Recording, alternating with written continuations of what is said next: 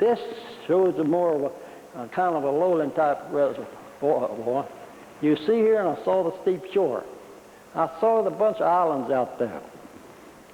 That is different. That is either, and when you have this, you're going to have some humps. You just can't hardly get by. Well, you got a lot of, and I was fishing with Terry. We found one like this. We must have found 15 humps. And they're beautiful. So this is something that you got to keep in mind. When you see those islands out there, something is, you better go check it. In this case, I saw that little island. See that little island right in the center? This trees are sticking up. First time I fished this lake, this is a very old reservoir in eastern Tennessee. I saw that thing right there. Now I heard, and I found another good one over around the other side, just about like that, but I found a hump in this area. In this area, when they told me they were going to work on the dam, so they pulled it down, I went to see this thing. Because when I observed it, it looked like it was a saddle there.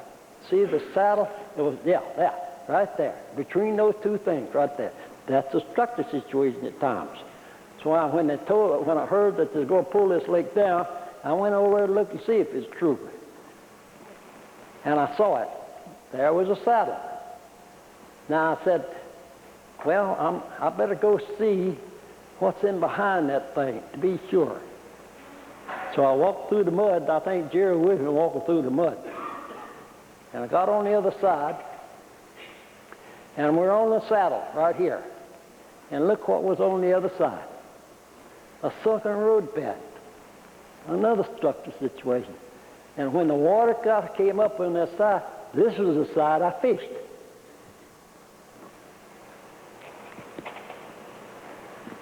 The first time I saw this sunken road bed with the trees on it was back in the very early 50s.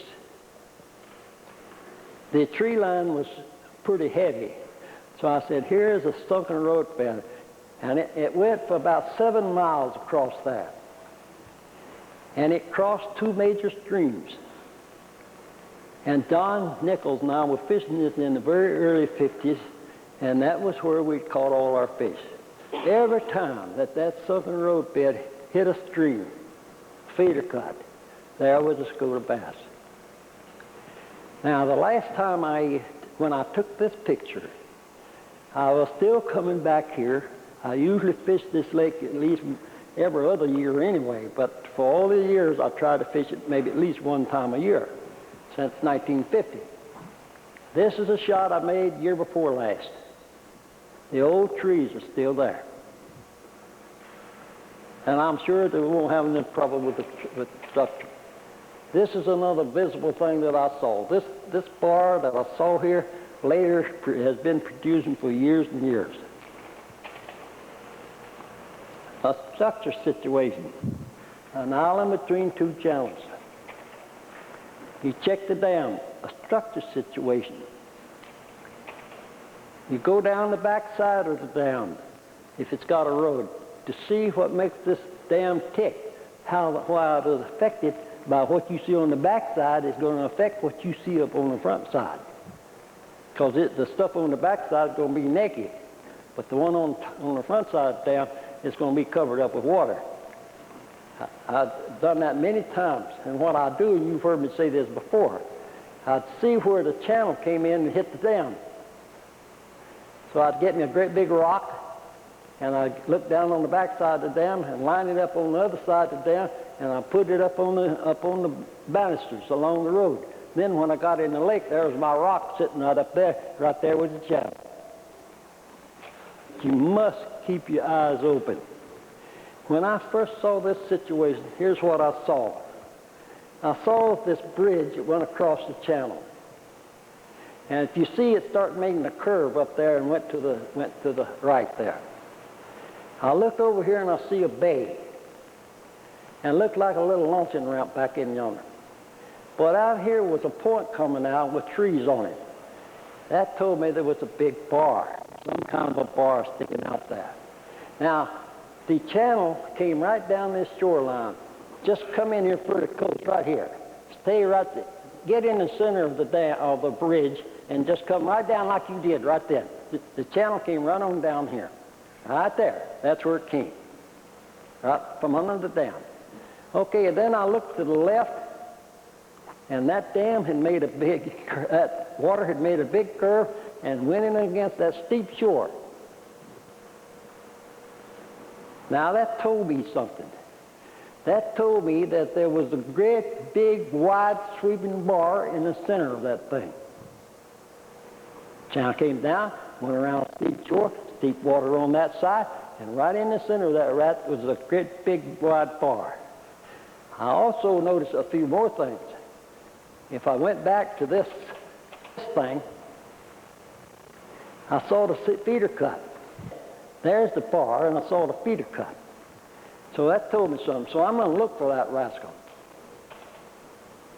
The channel came right on down in front of you here, and then made the turn and went right across that shore, because I see the lake went right on down, and I saw where it made the turn.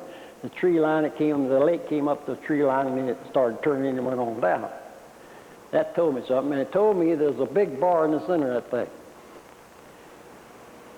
Quite a while later, this particular area, I went by this area, in this area, about once a month during this period way back. And so I went by, and the first thing indication was the water had dropped. And this was that center bar, just like I figured it was there. Now, I didn't know exactly where the feeder cut was going to be, but it's got to be on that bar somewhere. And this was my first indication of it. Now, it was very easy. If I had run lures, I would have found it. But I'm just looking. My interpretation, just looking. Later, I checked it out, and it was just like about what it is.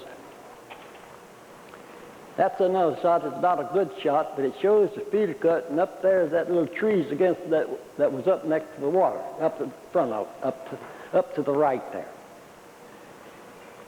Right, that's where that bush was in the water. And then come on down to the feeder cut right there. Now, I had to wait about 2 years to see the rest of this thing. And it was exactly what I figured it was by my observation. That's what was there. And if you look down there at the end, you'll see I had an almost perfect bar. And we're going to talk about a perfect bar.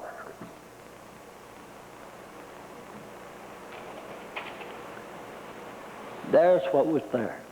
See the trees? The whole ball of wax is right there. And it was exactly, just by observing like this and looking.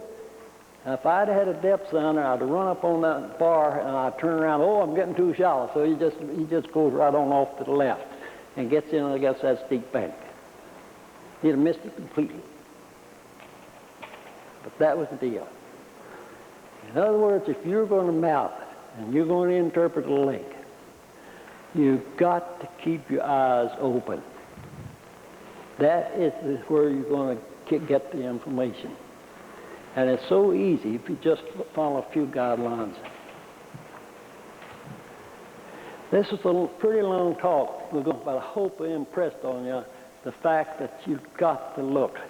Your eyeballs is the one's going to tell you where the structure situations are. Believe it or not, it will. But be very careful how much you don't let a depth sounder become a crutch. It's a good aid in depth control. So let's take a little break right here, and then we'll come back.